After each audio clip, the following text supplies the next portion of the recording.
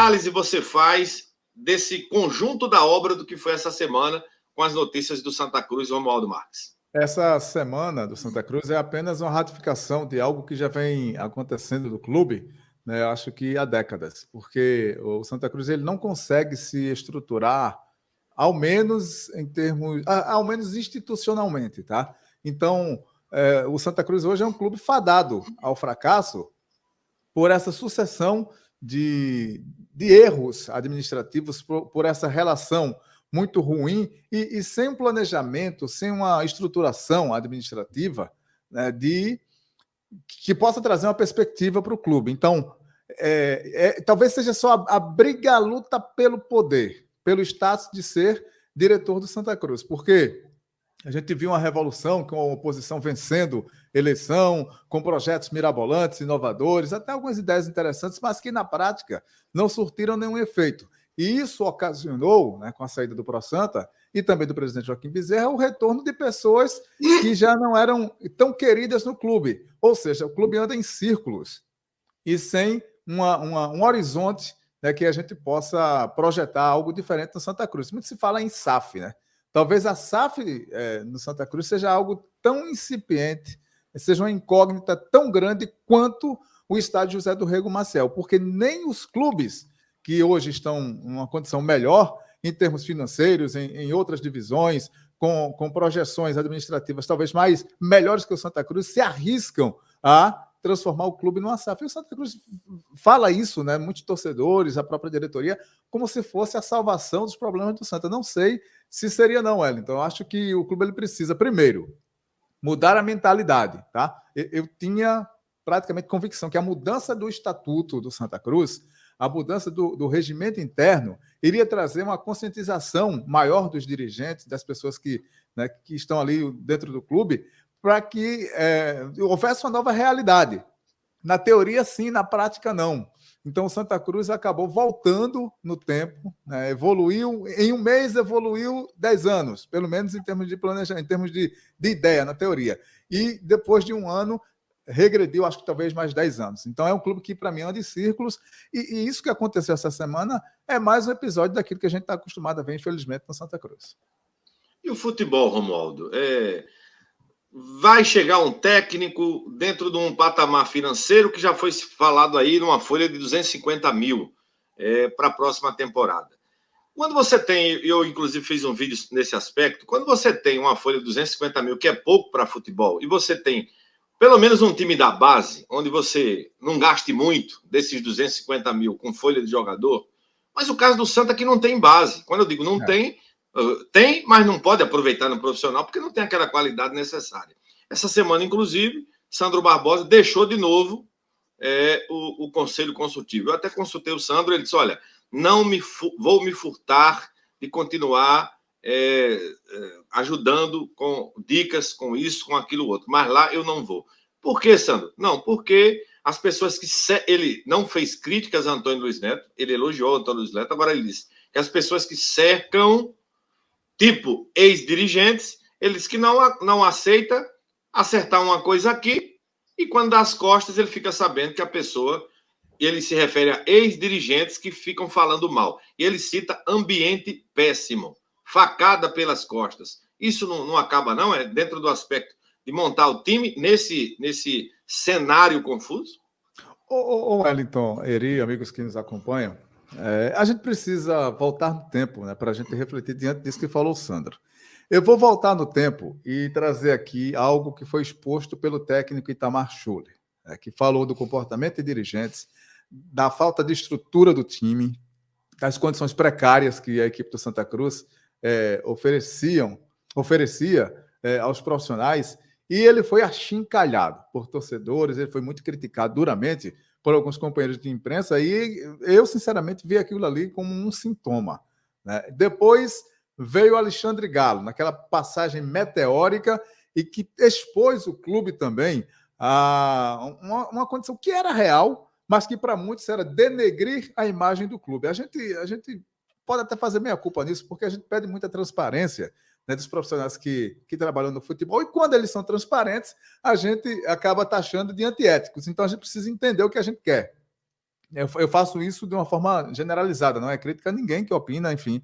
Né? Mas, assim, depois veio a situação de quem? Do Leston Júnior e do diretor de futebol, agora do gerente de futebol, que me falha a memória agora o nome, né, que estava no clube, que trouxeram também essa situação de falta de estrutura. E aí, a falta de estrutura passa também. Não é só estrutura física, não. Quando a gente fala em estrutura, não é ter bola, ter campo, não é ter uma piscina lá de hidromassagem, não é nada disso, não. É estrutura administrativa, de mentalidade, de capacidade de gestão. O Santa Cruz hoje não tem isso. Né? Não tem isso. São, às vezes, dirigentes que são içados do nada, sem nenhum tipo de experiência, né? Sem know-how, sem referência nenhum, sem nunca ter sequer feito um curso de administração, né, de gestão esportiva, e de repente aparecem de paraquedas como diretor do clube. Não, eu sou o diretor do clube. E aí ficam dando de tantas ordens às diretrizes do clube que levam o clube de nada para lugar nenhum. Então, eu acho que é muito, muito disso. E o Sandro, ele tem a sua passagem vencedora no Santa Cruz, mas ele tem uma carreira, né, vitoriosa como jogador. Ele conviveu no ambiente de grandes clubes do futebol brasileiro. E o cara percebe o que tá. Pode até não ter, tipo, o Sandro, não, sinceramente, eu não sei se também tem essa preparação, essa graduação, mas é um cara que sabe o que é um ambiente, ele sabe o que é um vestiário, ele sabe como deve ser a relação do dirigente com o jogador e com o treinador. E ele percebe que há situações empíricas. Aí, então, se estrutura, ele sugere, se combina uma coisa e de repente vem alguém e diz, não é nada disso, não vamos fazer diferente. E pior, alguém que talvez não esteja tão credenciado quanto ele para exercer essa função no clube.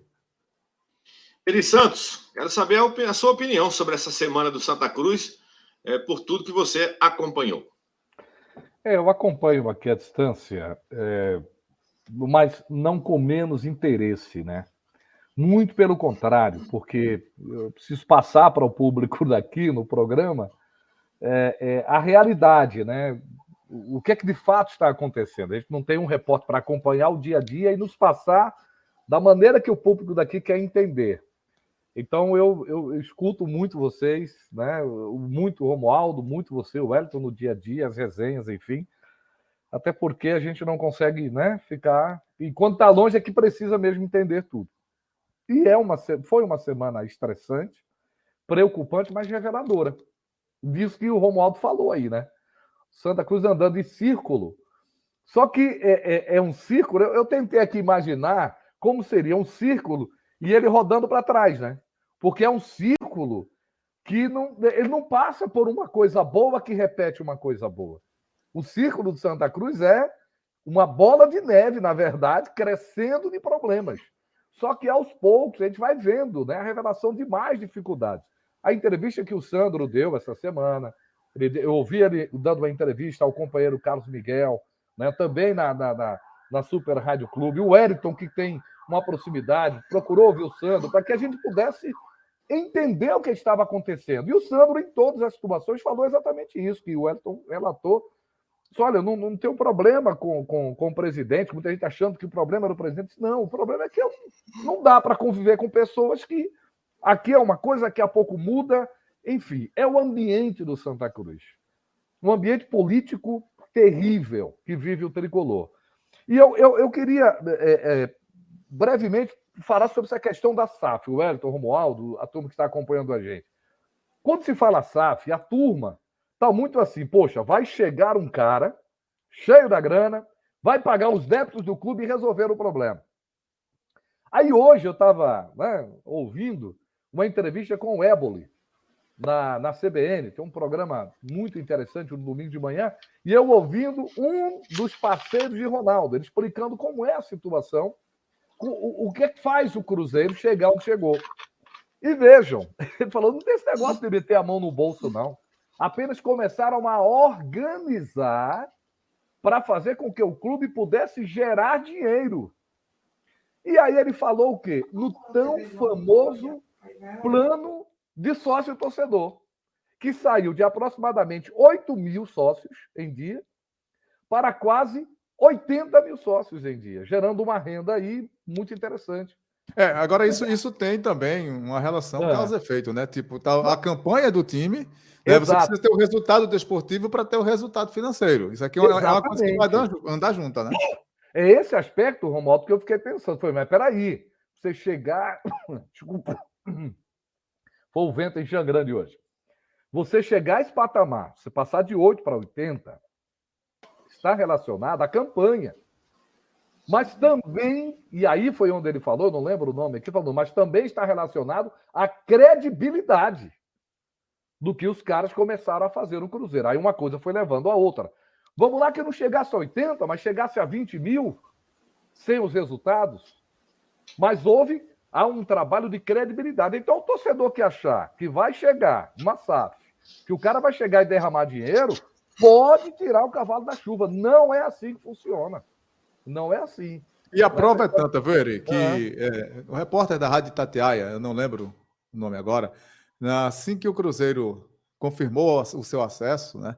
A pergunta foi: como será? A pergunta: como será o time para o ano que vem? O torcedor já quer saber se vem medalhões, se vai ter um investimento maior. Aí ele arrefeceu os anos e disse: não, calma, a gente vai pensar, vai estruturar, não é bem assim. Então, assim, não pense que vai fazer um Dream Team, não, o Cruzeiro para o ano que vem. Eu acho. Vai fazer dentro da realidade. Exato. Eu acho que tem a ver tudo. O futebol tem a ver com alto salário? Claro que tem, porque alto salário paga jogadores que são diferenciados, que vão, né, ajudar o time a chegar longe. Ótimo, beleza. Mas pegando num patamar menor, como é o caso do nosso futebol, não é a questão do dinheiro, é a credibilidade. A questão do dinheiro pesa, gente, claro. Mas a credibilidade, Wellington, de quem está à frente, pesa tanto quanto para um jogador que vem. E o problema é que não tem credibilidade da maneira que o Santa Cruz está vivendo. Nem para trazer jogador, nem para chamar o sócio, porque não tem nada. O círculo ele é pior, ele é vicioso no Santa Cruz, só de problema, só de bronca, só de notícia negativa. É muito, muito, muito preocupante a situação do Santa Cruz. E eu vejo muito aí um discurso do presidente Antônio Luiz Neto dizendo: é a SAF que o Santa quer. Oi, que o Santa quer? E quem vai investir quer o que você quer? Vai ficar tudo no quer.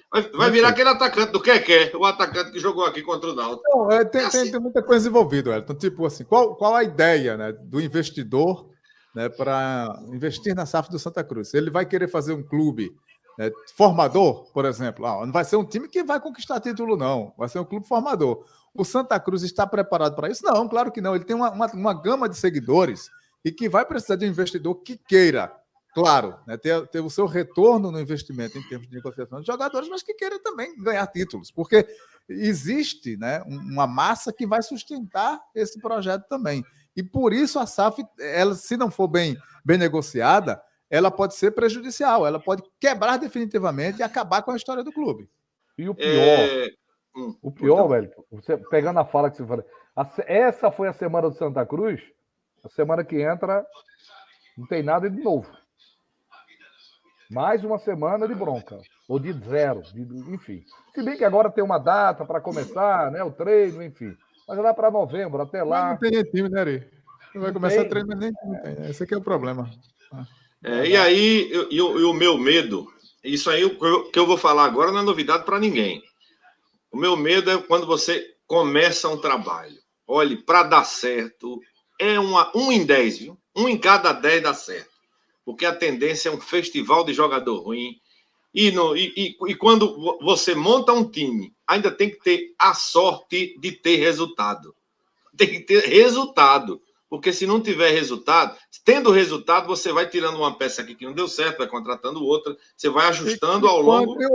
E quando tem o cara que não tem know-how, que não tem experiência, que não tem vivência, que não tem, né, mailing, sequer contato, e começa a adaptar com o futebol, aí é que não rola. Aí é que...